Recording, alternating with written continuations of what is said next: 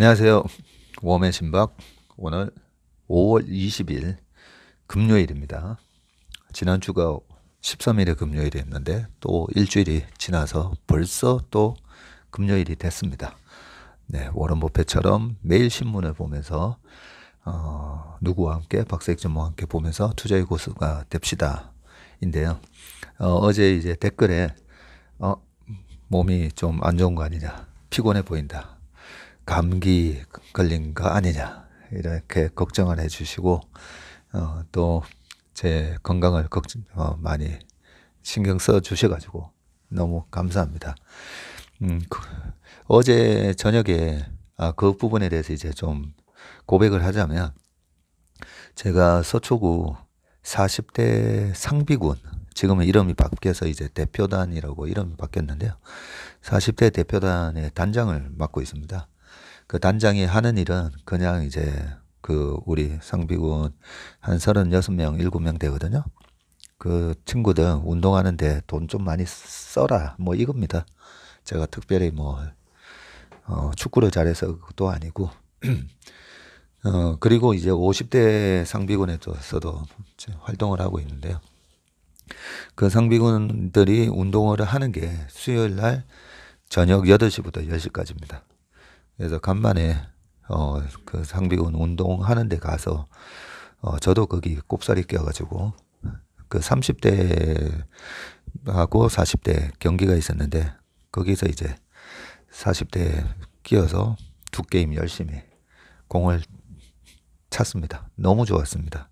그동안에 이제 뭐 굉장히 회사 설립 이후에 지금 저희가 이제 라이센스가 나오고, 그리고 나서 이제 고객 등록과 함께 이제 운영을 이번 주부터 본격적으로 이제 시작하다 보니까 굉장히 이제 스트레스도 많이 이제 뭐, 뭐 정신적인 스트레스보다도 몸이 많이 이렇게 힘들 수가 있는 상황이었었는데, 저녁에 가서 그렇게 운동을 했더니 너무 기분이 좋았었습니다. 그래서 밤에 와서 이제 머리 감고 잤더니 이제 머리도 붕 떠 있는 상황이었고 목소리도 좀 잠겨서 건강을 걱정해 주셨는데, 수요일 날 운동을 좀 해서 그런 거니까 걱정 안 하셔도 되고요. 또 그렇게 걱정을 해 주시니까 우리 티베트의 지도자 달라이 라마 다 아시죠? 1959년도에 그 중국이 티베트를 침범합니다. 우리나라 한국전쟁이 1950년, 53년까지 있고 난 이후에 또 59년도에 티베트를 점령을 해가지고 그렇게 강제 병합을 시켜버렸죠. 그러면서 이제 달라이 라마가 인도로 망명을 가게 되고요. 그 이후에 이제 쭉 생활하시면서 1989년도에 노벨 평화상도 받으시거든요. 우리나라에는 한 번도 못 오셨어요. 우리가 이제 좀 중국 눈치를 보다 보니까 한 번도 못 오셨는데, 그 달라이 라마가 그렇게 얘기하셨습니다. 나는 단순한 그냥 스님, 승려이다. 그 이상도 그 이하도 아니다. 내 종교는 간단하다. 친절이다라고 얘기를 하셨습니다. 달라이 라마가 불교 승려시잖아요. 불교는 간단하다는 거죠. 친절. 왜 친절일까라는 것을 생각해 보면, 불교는 이제 그거잖아요. 우리 인간이 겪는 이 번뇌, 고뇌, 이걸 어떻게 해결할까?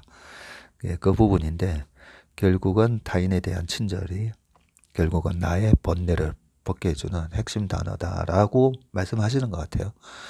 그런 의미에서 저에 대한 그런 친절한 그런 걱정에 대한 댓글들, 그런 부분은 너무나 감사드립니다. 그리고 박전무 시장이 이렇게 좀 잘못 보고 있는 거 아니야? 이런 부분에 있어서 이런 관점으로도 또 봐야지. 그런 메시지, 그것도 다 친절한 메시지라고 생각하기 때문에 저와 다른 견해 이런 것도 얼마든지 댓글로 남겨주셔도 됩니다. 하여튼 친절 감사합니다. 네. 그리고 기사 빠르게 좀 보겠습니다. 대형 SUV 점유율 95.7%, 1월에서 4월 누적 현대차 기아만 달린다라고 중앙일보에서 나온 기사부터 읽어보겠습니다. 수익성이 좋은 대형 스포츠 유틸리티 차량 시장에서 현대차 기아의 시장 점유율이 90%를 돌파한 것으로 나타났다. 제네시스가 GV80을 출시했고 경쟁 모델 판매량은 감소하면서다. 현대차가 팰리세이드 부분 변경 모델까지 출시하면서 이런 분위기는 더욱 심화될 전망이다. 19일 중앙일보가 한국자동차산업협회 통계를 분석한 결과 올해 국내 대형 SUV 시장에서 현대차 그룹의 시장 점유율은 95.7%를 기록했다. 1월에서 4월 누적 판매 대수 기준이고 팰리세이드 17,164대로 국산 대형 SUV 시장의 절반 이상을 차지했고요. 제네시스 GV80이 7,370대로 25%였다. 야, 그래서 길에서 제네시스 GV80이 그렇게 많이 보이는 거군요. 기아 모하비는 같은 기간 3,705대로 5대가 팔렸고요. 팰리세이드가 58.1%로 압도적인 1위네요. 예, 경쟁 차종보다 넓고 값도 저렴하고 그게 장점이죠. 팰리세이드가. 그리고 렉스턴하고 트래버스 힘겨운 경쟁이다라고 적혀 있는데 팰리세이드가 2018년 출시 이후 그러고 보니까 이제 벌써 5년 됐네요. 매년 5만 대 이상부터 팔리며 시장을 이끌었다. 경쟁 차종보다 넓은 실내 공간과 웅장한 디자인이 2인 이상 자녀를 둔 40대 남성 소비자에게 인기를 얻었다. 실제 제 축구 후배도 이 팰리세이드를 그런 매력으로 사더라고요. 가격 대비 상품성도 인기 비결이다. 뭐 이렇게 쭉 돼 있으면서 가격이 팰리세이드 익스클루시브 모델의 최저가가 3,622만 원부터 시작한다네요. 그리고 모하비가 4,958부터 시작하고 3,730부터 시작하는 렉스턴보다도 저렴하다. 심지어 중형 SUV인 산타페나 기아 소렌토와도 가격대가 겹친다. 현대차 그룹의 시장 독식은 2020년 1월 제네시스 GV80이 등장하면서 더 공고해졌다. GV80은 출시 첫 해 34,217대가 팔리면서 모하비를 넘어섰고 기아도 가만히 있지 않았다. 지난 1월 모하비의 부분 변경 모델을 선보이면서 추격에 나섰다. 모하비보다는 사실 GV80의 디자인이 너무 이쁘죠. 쭉 돼 있으면서 같은 그룹사인 현대차와 기아가 경쟁을 벌이는 동안 2019년 81.8%였던 현대차 기아의 대형 SUV 시장 점유율은 올해 95%를 돌파했다. 2020년까지 연 1만 대 이상 팔리던 쌍용차 렉스턴은 경영 정상화 과정을 거치는 동안 판매량이 감소했고 GM의 트래버스도 반도체 수급난으로 인한 출고 적체로 국내 도입 물량이 제한됐었다라고 쭉 돼 있으면서 상당히 선전하고 있습니다. 사실 안방에서 이렇게 압도적인 경쟁력을 보여야 또 나가서도 잘할 수 있는 거잖아요. 우리나라 국민들의 이 눈높이가 굉장히 높습니다. 그죠? 그래서 우리나라에서 일단 잘해야 됩니다. 근데 굉장히 잘하고 있고 이런 부분이 해외 시장에서도 선전하고 있는 이유인 것 같습니다. 그 다음 매일경제에서도 기사가 나왔는데요. 현대 글로비스 아세안 물류시장서 날개 원호섭 기자님이 쓰신 기사인데 태국 현지 기업 손잡고 법인 설립, 베트남, 인도 이어 삼각편대 구축, 전기트럭 이용, 방콕서 물류사업, 향후 아세안 시장으로 사업 확대, 완성차 수송에서 SCM 기업 탈바꿈, 그룹 내 물량 작년 39%로 낮아져서 코삭 차이라스미삭 CP그룹 수석 부회장. CP그룹이면 이 태국에서 거의 굉장히 큰 그룹이죠. 예, 삼성그룹 같은 예, 과거 이제 한 30년 전에 삼성그룹 같은 그룹이죠. 그리고 타니야원 올라무 CP 물류 자회사 사장 하고 김정은 현대글로비스 사장 뭐 님하고 이렇게 쭉 해서 최근 방콕 포시전스 호텔에서 열린 현대글로비스와 CP그룹 간 업무 협약식의 기념사진을 이제 올려놨었네요. 제가 요걸 뽑아온 이유가 현대그룹의 지배구조를 보시면 글로비스가 정의선 회장님이 지분율이 높습니다. 우리가 이 지배구조에 대해서 항상 좀 관심을 가지셔야 되는 게 그룹에서 어떤 기업을 조금 신경 써서 키우려고 하는지 그런 부분들이 이 주주 구성에 들어가서 주주 현황을 좀 보셔야 됩니다. 정의선 회장님이 20% 가지고 있고요. 그리고 기타 특수관계인에 해당되는 뭐 현대자동차, 뭐 정몽구재단 뭐 등등 해서 총 50%를 가지고 있고 국민연금이 10% 가지고 있네요. 네. 그렇기 때문에 저희 펀드 매니저들은 옛날부터 현대차 그룹에서 좀 돈이 될 만한 것들은 글로비스로 이렇게 약간 몰아주는 그런 게 있지 않을까 늘 그런 생각을 합니다. 근데 그게 이제 뭐 티나게는 요즘 못하죠. 공정거래위원회가 감시를 또 하고 있기 때문에 티 안 나게 그렇게 할 거다라고 생각하기 때문에 지난번에 이제 전기차 관련된 뭐 충전소 이러면 충전소 현대글로비스에서 하지 않겠나 뭐 이런 생각들을 늘 하는 거죠. 그래서 요 현대글로비스 기사가 나왔길래 현대글로비스가 또 어떤 비전과 전략을 갖고 뭘 하고 있는지 그 부분을 이제 보기 위해서 이런 기사를 관심 있게 이제 보셔야 됩니다. 글로비스가 태국 법인을 설립하고 글로벌 물류 신사업 확장에 나선다. 앞서 베트남과 인도네시아 법인을 출범했었네요. 그런 글로비스가 이제 태국 법인 설립과 함께 아세안 시장 진출을 본격화한다는 계획이다. 특히 태국에서는 완성차에 대한 운송이 아닌 전기차를 활용한 물류 서비스 사업에 나서면서 완성차 물류 전문 기업에서 글로벌 공급망 관리 전문 기업으로 거듭나겠다는 전략이다. 글로비스는 지난 17일 뭐 이렇게 법인 개소식을 개최했고 태국은 물류 분야에서 외국인 투자 지분 비율을 50% 미만으로 제한하고 있는 만큼 글로비스는 태국의 완성차 부품 제조사 서밋과 물류기업 EAL과 함께 글로비스 로지스틱 타일랜드라는 법인을 설립했네요. 지분 비중은 공개하지 않았다. 이 첫 사업으로 태국의 삼성으로 불리는 재계 1위, 여기도 그렇게 적어 놓으셨네요.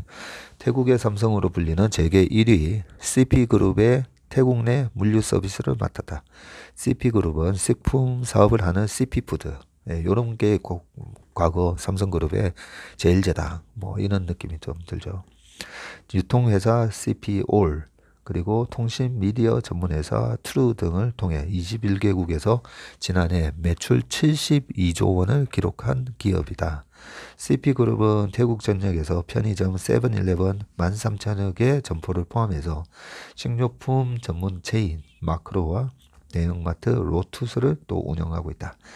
양산은 연내 전기트럭 150대를 태국에 투입해서 CP그룹이 보유한 물류센터에서 방콕 시내에 위치한 세븐일레븐 매장으로 상품을 나르는 물류 사업을 진행하기로 했다. 글로비스 관계자는 CP그룹이 친환경 물류 사업에 관심이 높다는 데 초점을 맞춰서 전기 트럭을 활용한 운송 전략을 내세웠다. CP그룹 물량이 캄보디아와 말레이시아 등 주변 국가로 확대되는 사업에도 참여할 것이라고 말했다. 아직 결정되지는 않았으나 현대차, 기아가 만드는 전기 트럭이 활용될 가능성이 높다. 글로비스는 태국 법인 설립으로 인구 6억 6천만 명의 아세안 시장 공략에 힘썼다. 안 그래도 제가 뭐 기사를 읽으면서 이 태국을 거점으로 해서 그 아세안 시장, 그게 뭐 인도네시아부터 시작해서 인구가 얼마 됐더라 막 이런 생각을 좀 하고 있었는데 6억 6천만 명 아세안 시장이네요. 네. 중국 인구의 한 절반 정도 되니까 이 아세안도 꽤 무시 못하는 큰 시장입니다. 물류 기업에 있어 해외 법인 설립은 현지에 공장을 짓는 것과 같은 효과를 낸다. 현지의 거점을 확보하고 네트워크를 구축하는 것이 사업의 시작이기 때문이다. 글로비스는 2019년에는 베트남, 21년에는 인도네시아의 법인을 설립하고 현지 공략에 나서고 있다.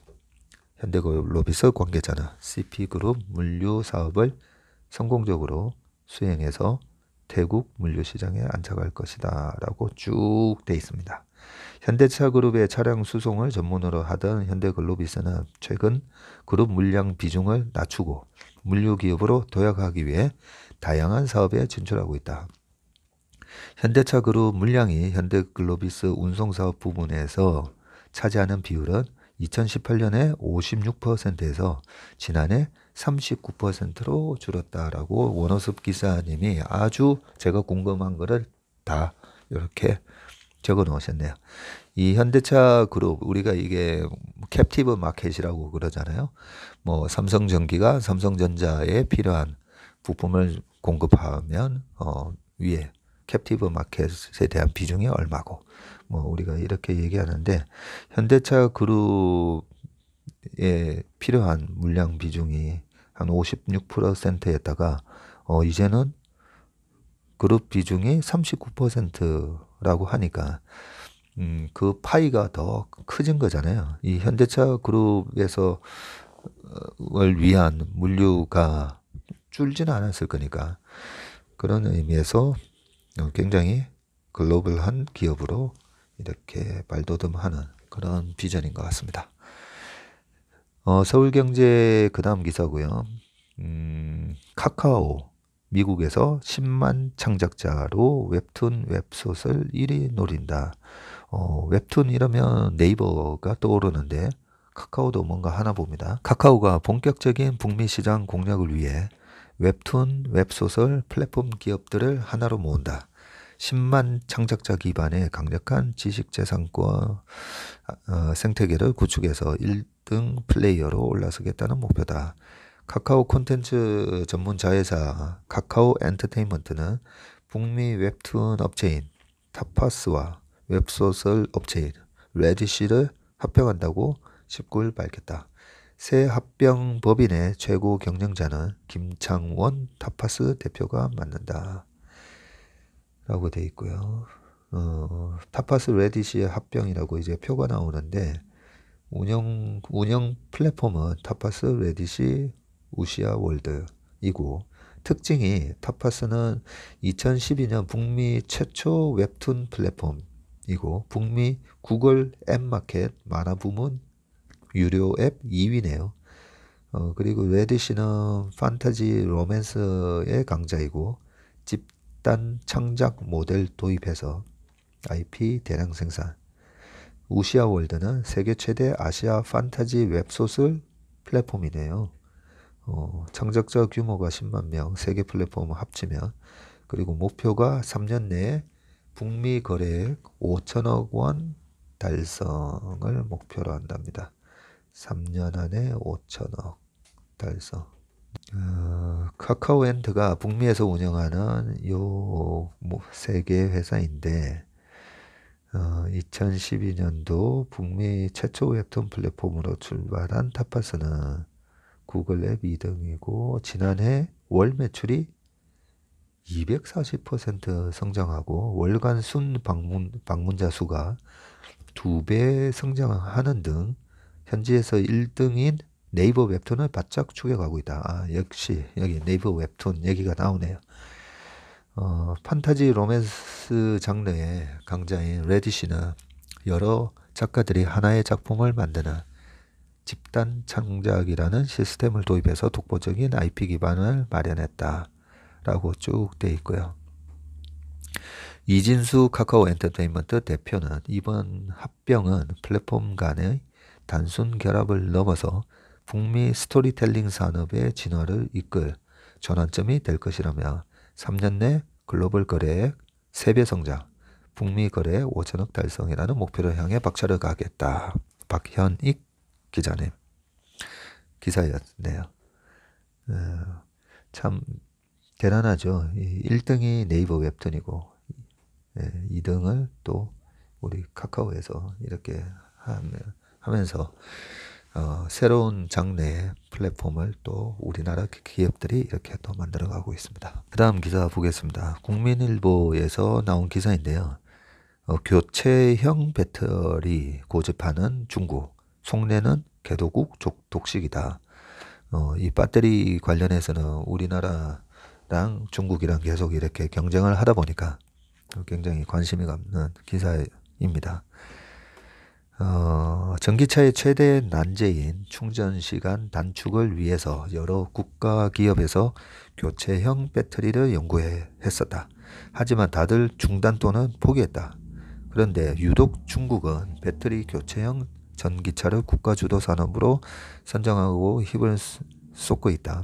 여기에는 전기 공급이 어려운 개발도상국의 전기차 시장을 장악하겠다는 속셈이 깔려 있다는 분석이 나온다. 세계 최대 배터리 회사인 중국 CATL은 지난 1월 전기차 배터리 교체 서비스 EVOGO 해가지고 에보고를 시작한다고 발표했다. 배터리 교체소에서 기존 배터리를 떼고 완충 배터리로 갈아 끼우는 시기이다. 이게 테슬라가 한 언제였더라? 한 6년 전에도 이 배터리 스와핑이라고 해서 그때 이렇게 시연을 했었죠. 그 기존의 그 포르쉐였던가 가서 그 주유를 하는 시간하고 배터리를 스와핑해서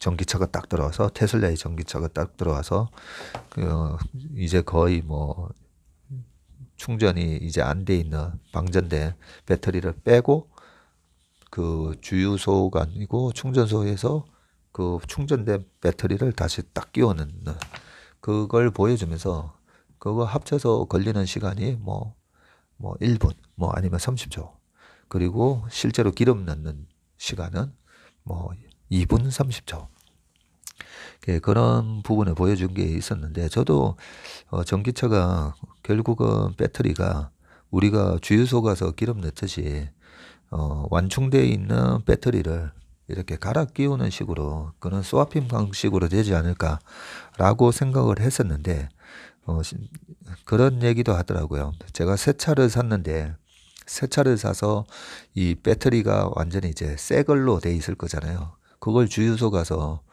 충전소 가가지고 이미 방전됐지만 저의 새 차에 들어간 새 배터리를 건네주고 거기서 충전돼 있는 헌 배터리 팩을 내 차에 끼우는 게 과연 맞겠느냐. 누가 그런 얘기를 해서 하긴 그러네. 우리가 핸드폰을 쓰더라도 이 배터리 수명이 그죠? 한 1년 반, 2년 이상 쓰다 보면 좀 이렇게 방전되는 시간이 좀 빨라지잖아요. 그래서 안 되는 건가? 서핑 기술이 안 되는 건가 했는데 중국의 뭐 니오였던 것 같은데 니오는 배터리 스와핑 방식을 계속 한다라고 제가 본 것 같았었는데 일단 좀 더 읽어보겠습니다. 중국 지리자동차는 배터리 기술 개발 업체 리판커지와 총 6억 위안 1130억 정도를 투자해서 교체형 배터리 합작 회사를 세웠다. 여기서 개발한 배터리는 향후 지리차가 생산하는 배터리 교체형 전기차에 들어간다. 지리차는 2025년까지 전 세계의 배터리 교체소 5,000곳을 설치할 계획이다. 배터리 교체형 전기차에 가장 적극적으로 나서는 기업은 중국의 전기차 스타트업 니오다. 여기 나오네요. 현재 중국에 800개가 넘는 배터리 교체소를 이미 보유 중이네요.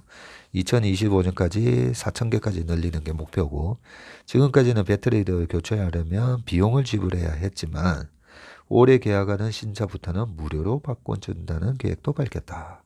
니오 측은 이 전략이 테슬라를 따라잡는 신의 한 수가 될 것이라는 입장이다. 배터리 교체식 전기차는 충전 시간 단축뿐만 아니라 전기차의 원가 절감, 배터리 성능의 저하 리스크 감소 등의 장점을 갖는다.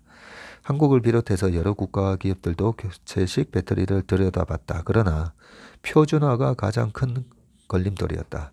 교체식 배터리 연구에 참여했던 김필수 대림대 미래자동차학부 교수는 전기차마다 배터리 팩의 형태나 용량 등이 다르고 이걸 규격화하려면 차량 구조까지 바꿔야 하기 때문에 실현 가능성이 없다고 봤다고 설명했다.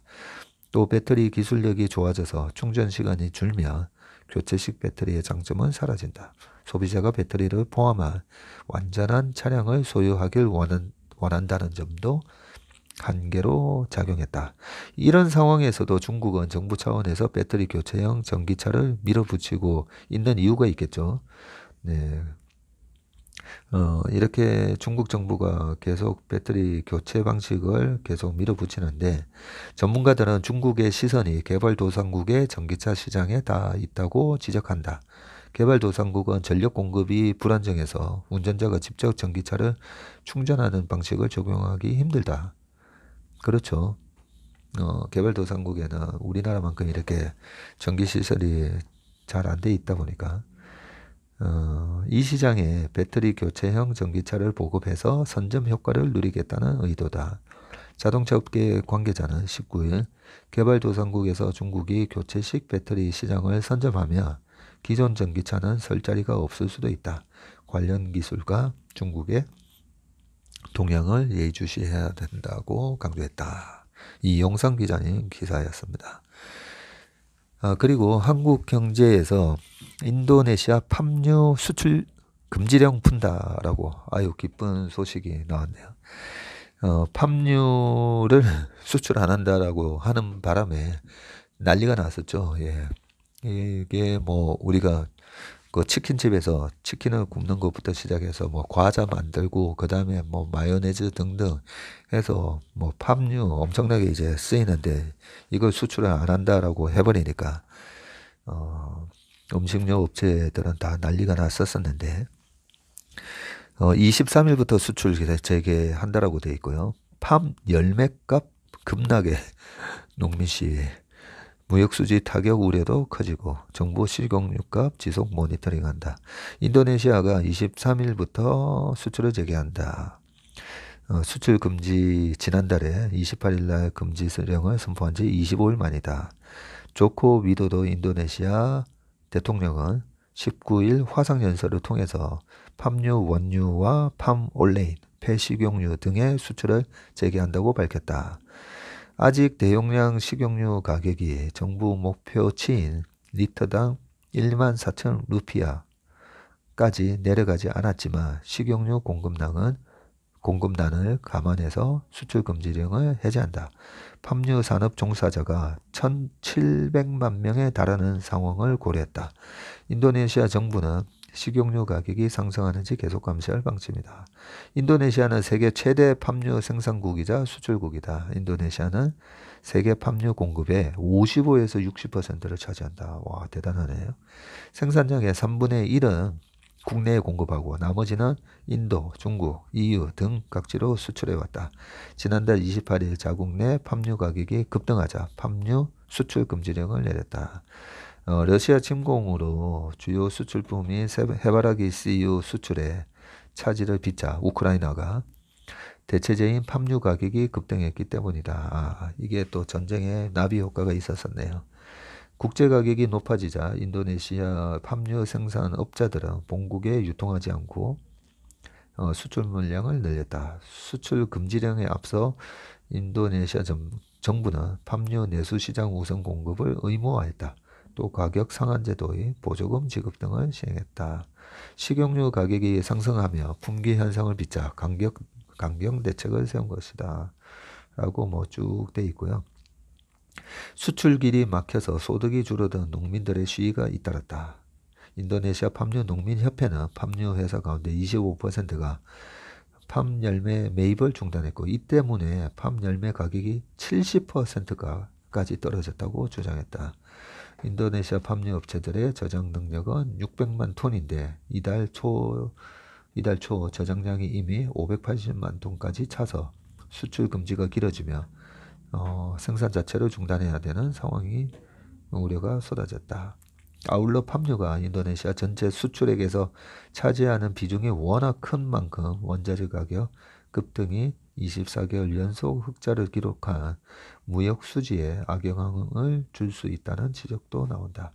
무역 수지 적자로 여론이 악화하자 식용유 가격이 목표치만큼 하락하지 않았지만 수출기를 다시 튼 것이라는 분석이 나온다라고 하면서 오현우 기자께서 쓰신 기사였습니다. 마지막 기사 하나가 남았는데 짧게 하고 끝내겠습니다. 에너지와 결별.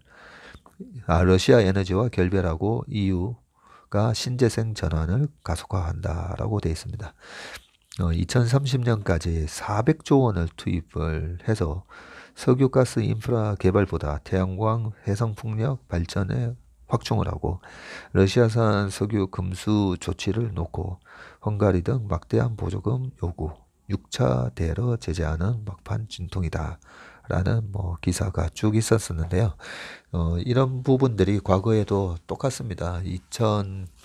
2009년 초만 하더라도 그때 2008년도에 이제 유가가 140불 넘어가고 금융위기 때문에 40불까지 밑으로 떨어졌다가 다시 돈을 푸니까 2009년, 10년, 11년도에 유가가 다시 100불 넘어서고 이때 이제 대체 에너지를 하는 대표적인 태양광 회사 폴리실리콘을 만드는 OCI가 그때 2011년도에 유가가 다시 급등을 하고 그때 남유럽 위기, 지금 우크라이나 위기 굉장히 비슷합니다. 진짜 또 어젠가 저기 방글라데시인가 어디가가 또 파산 선언했죠. 그런 굉장히 비슷한 분위기에서 대체 에너지에 대한 이런 얘기들이 2011년도에도 굉장히 많았었고요. 그때 2011년도에 OCI 가격이 당시에 11년 4월 달에 65만 7천 원을 기록했고요. 지금 그때 대비 83% 가격이 하락해서 11만 1천 원 지금 하고 있는데 그것도 최근에 이제 주가가 좀 올라와서 그렇고요. 코로나 때 2만 6천 원까지 빠졌었네요. 네, 그런 식으로 역사는 계속 반복된다. 입니다. 그리고 보니까 달라이 라마 선생님이 이런 얘기도 하셨어요. 삶의 목표는 다른 사람보다 더 잘 되는 것이 아니라 어제의 나보다 더 나아지는 것이 돼야 된다 라고 되어 있습니다. 제가 이래 신문을 보고 할 때마다 야, 내가 오늘도 하나 더 이렇게 좋은 걸 배웠네. 이런 생각을 과거에 고등학교 때부터 신문 볼 때마다 좀 했었었는데 오늘도 신문을 보면서 좋은 지식을 또 하나하나 깨달아가는 그런 시간이 저한테도 됐습니다. 감사합니다. 이번 주말도 행복하고 건강한 한 주말 보내시길 바라겠습니다.